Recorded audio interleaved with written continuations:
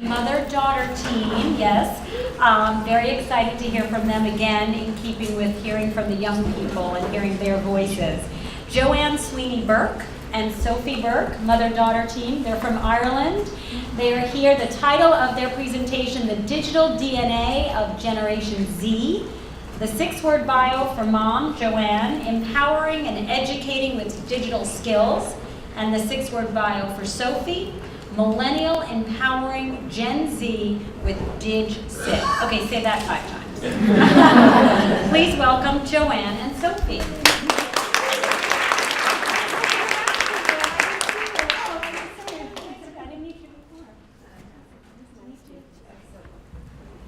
And here's a microphone that you guys can share. Do we have another microphone? Because we're going to overlap, I think. We often speak over each other, so we're going to try and do our best and not do that.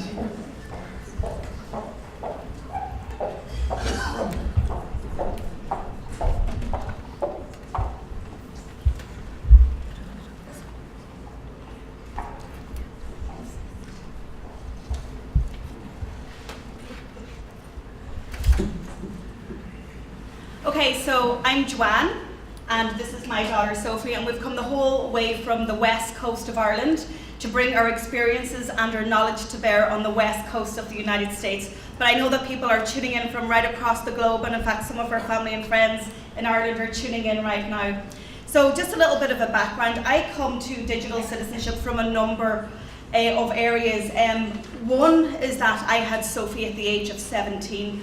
And when Sophie was a Gen Zer and she was navigating her way through the social web, I actually had the skills and the knowledge to empower her on that journey. And we created a mutual social media contract that we share with parents and with students and educators right across Ireland, and I think it's gone global as well. The other approach that I come from is that my job as CEO of Digital Training Institute, my company, is that I train people on how to use the social web strategically. So this last week, in fact, I was in the EU Parliament in Brussels, and I was sharing my knowledge and experience and strategy with MEPs and also with their communications and social media advisors. So I was telling them how to use social media and how to turn fans into voters, and it's very interesting that Jim was talking earlier about the politicians in the US presidential election, and absolutely I think our politicians could learn a lot from the students that we teach. And the third aspect that I just want to mention is that everybody in this room understands digital citizenship. Okay, so we're all agreed on that. However, there are some people that don't understand digital citizenship. And one cohort that I've written about, researched and studied are law enforcement. So I published a book last year on how law enforcement are using social media. And in fact, they're using social media for crime investigation, public relations, and community engagement. So I think maybe at the next Digital Summit, we would have law enforcement here, because believe me, from my conversations with them, they're very interested in how we and students are navigating the social web. So that's my introduction, and I'll hand you over to Sophie. I don't have an introduction, she just took my introduction. So specifically, we want to talk about Gen Z, and why we're so passionate about Gen Z is because Sophie was a Gen Zer when she was actually growing up, and I was able to help her. But they're a very important cohort. They make up 1/4 of the UK and the US population. They are the co-creation generation.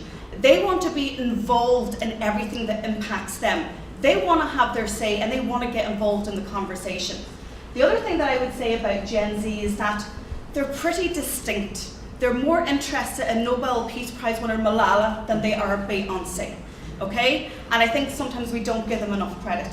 So Gen Z is our focus for this presentation. And now it's over to Sophie.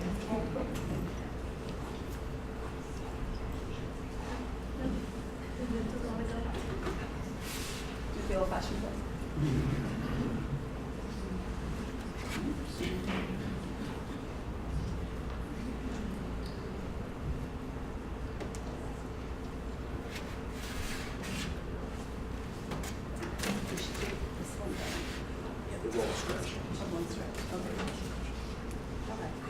Try my best.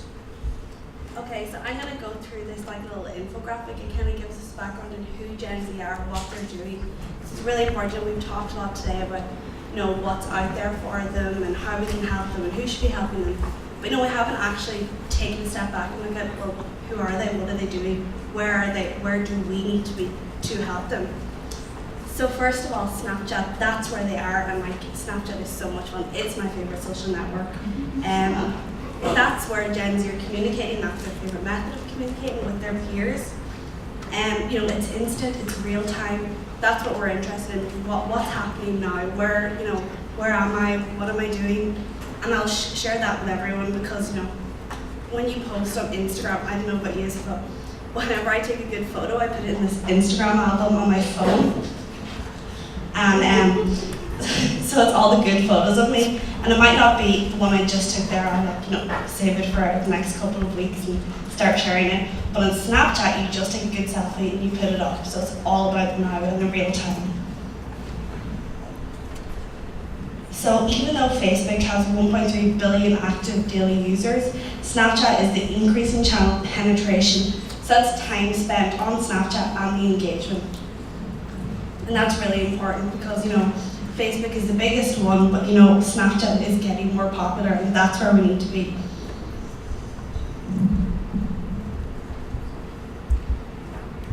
Okay, so YouTubers are the new celebrities. It's not, people who make it on YouTube, and they're the people now that Gen Z are looking up to. They're the influencers. They use it as their go-to TV channel. So I have Apple TV, and I spend like 4 hours every evening just sitting in front of my Apple TV watching YouTube. I laugh at my mum because she's like, "Oh, I have to at 9 o'clock there's a channel on now that I want to watch," and I'm like, okay, old-fashioned. She's so embarrassing. She still hasn't mastered Netflix. She just doesn't get it. So Snapchat is experiencing a rapid rise in use.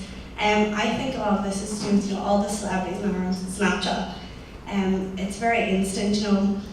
You look at what happened to Kim Kardashian. It wasn't to do with like her Instagram and her Facebook, and everyone says, "Oh, her social media use is crazy."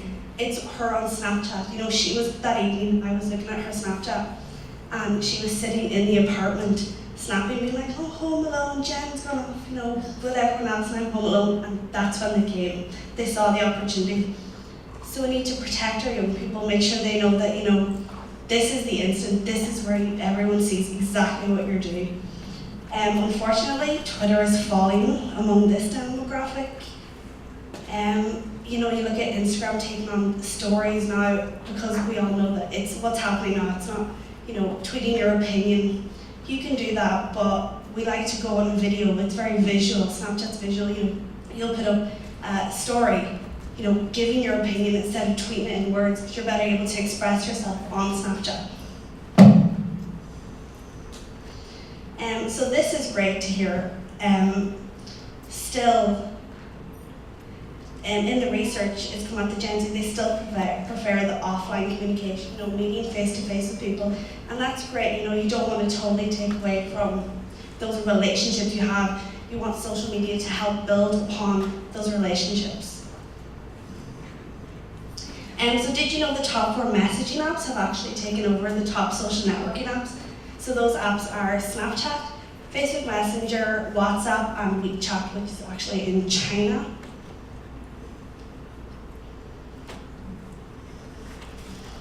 So Facebook has kind of really only just become the place where you just keep an eye on what everyone's doing. You just see, your mum posting about her being off in San Francisco at a conference talking.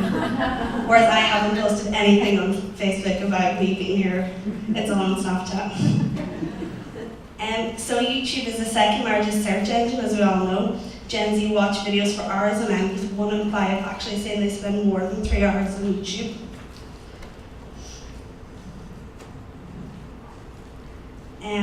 It's a real celebrity-driven channel. Like, these are the people we're looking up to now. You have like Zoella, who's huge. Like, my little cousin is obsessed with her, and she buys like these books that she writes and her makeup and everything. It doesn't matter what it is, just because it's got her name on it now. So we need to be looking out to make sure these people they're actually watching on YouTube are safe and they're putting out good messages. And I walked into my mum actually with my little brother who's 7 on YouTube, and I went over and it was like this weird Spider-Man drawing, and I was like, Mum, what is he watching? So it was not the best, but she just like, oh, he'll be fine, you just go off and keep him entertained, but we need to make sure we protect our young people. So with Facebook Live, it's no surprise that the video use on Facebook has increased by 53% in the last 6 months. Snapchat is outperforming YouTube in terms of growth, and it is the go-to app for Generation Z. So 3/4 of Gen Z are spending more than 2 hours a day in social media, and almost half are spending more than 4 hours. I'd say I spend more than that. We need to think about, the deepening digital footprint that they have if they're spending this much time, compared to being in school, sleeping. That's a lot of time from their day that they're actually spending online. So research undertaken in Europe, and actually I think it's Ireland, it suggests that many of us log onto Facebook 44 times a day. It's like we click the app. I'd love to see how many times she clicks it. I'd say it's a lot more. And Instagram is one of the fastest growing social networks with 430 million users. Facebook actually edges out Snapchat by 3%. When Gen Z were asked which platform they actually use the most, I personally think that's debatable. I don't think it's going to be Facebook that they actually use the most, but finally, social media is a way of life for Gen Z. It's a way for them to connect, share, express, stay informed on causes and campaigns that matter to them. They're ideally placed to join the social media bandwagon for digital literacy. Thank you, Sophie. So while we concentrate on Gen Z, it's very interesting because the millennial generation, so the 20-somethings, are now actually going back and retracing their digital steps. I interviewed Shifra J 2 weeks ago for my podcast, JSB Talks Digital. So she's an economics and political science student at Trinity College in Dublin in Ireland. And I asked her what she cares about when it comes to online reputation and online safety. And here's what she had to say. It's not until you get to a university level that people kind of reach the point that they start deleting photos off Facebook and screening through their friends list. But they realize nearly too late how important minding your online reputation is. But I mean, for us, the social media fiasco came out of nowhere for my generation. Like, I can remember we still use dial-up, for the internet. And then all of a sudden we were bombarded with this social media boom, and it was like MSN, MySpace, Bebo, Facebook, Tumblr, everything so quickly. And it happened over such a relatively short period of time that education hasn't really had the time to catch up and to reflect such a rapid transformation in the social and tech world. And it's caught up in the sense that, we get ECDL classes now in school, and I think a lot of people probably do that across Europe and internationally too. But what we really need is online safety classes. You need to be, even if it's once a week, and just make the time for it. And online safety classes, and especially now with this whole epidemic of online bullying, people need to know how to mind their own online reputations, but also how to mind themselves while being online. This whole sense of safety, So that was Shifra's view, and I think Shifra actually, her view is that of other millennials of her generation. This is a picture of Sophie and I at the government in Dublin, and we lobbied the Minister for Education 3 years ago to try and introduce digital citizenship modules into the curricula at second level. And it was so interesting to hear Jim earlier talking about how we need to lobby our politicians and actually get legislative change. Ireland has a huge social media footprint. We have huge use. In fact, Facebook trials a lot of their new features in Ireland.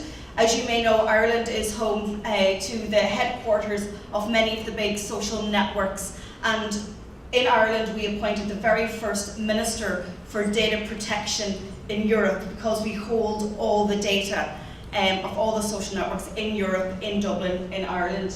But the question is, who is responsible for the digital citizenship of all our young people and for each other? And I think the answer to that is everybody. We all have a say.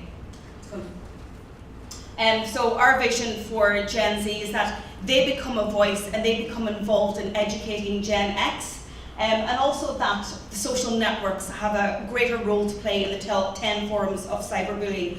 2 years ago, Sophie and I's program, Young Minds Online, was sold to Kaspersky Lab, the third largest internet security company in the world. So now when you buy their mobile product, Safe Kids, you actually get our e-learning product. So there is huge demand, and we've been doing this in the silo in Ireland.